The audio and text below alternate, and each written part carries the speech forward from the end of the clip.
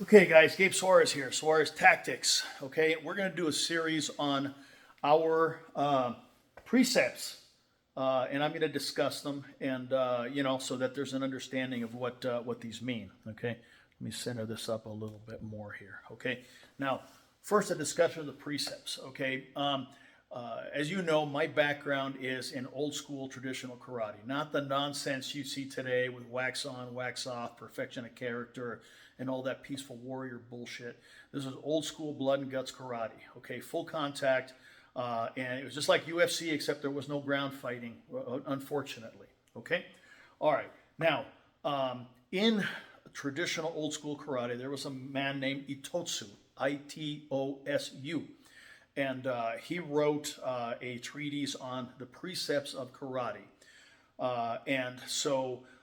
And it served as a basis for the development of traditional karate for years. And a number of other founders of schools, they wrote their own precepts and things like that. And I was discussing this with one of our staff members, a couple of our staff members actually, Brent Yamamoto and Ted Demosthenes. Hey guys, we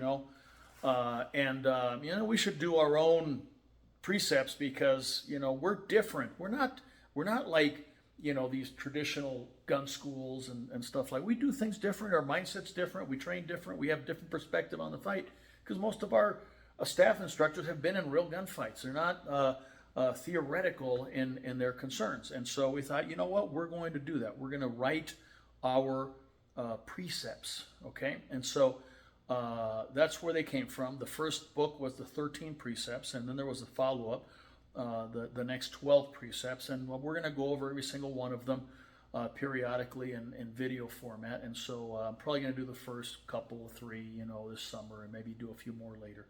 Okay, so in any case, the first one is this: defense does not exist. There is no such thing as self-defense. There is attack and there is counterattack. Okay? Nobody ever won a fight with blocking.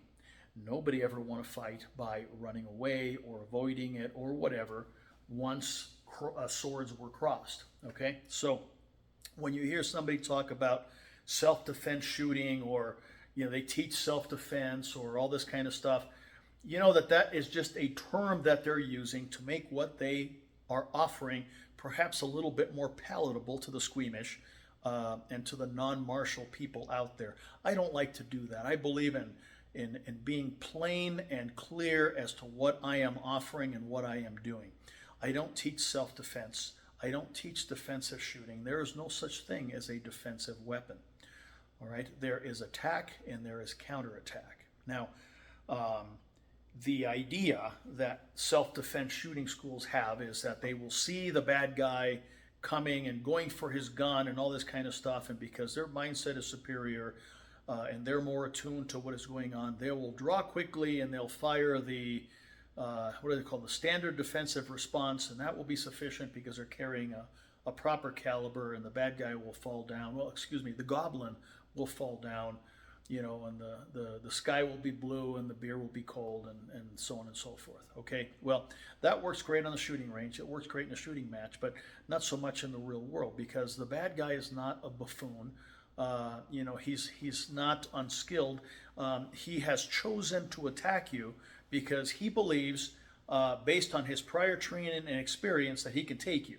Okay, bad guys aren't out looking for an equal match. They're not looking for a worthy opponent. They're looking for someone that they believe they can take. Be they thug, be they terrorist, it makes no difference whatsoever. Okay, so now the chances are that your opponent will probably be pretty close and correct in his assumptions that he can take you. He's probably younger, stronger, bigger, faster. He might even be better armed than you are. Okay, so you have to understand that if he has the initiative,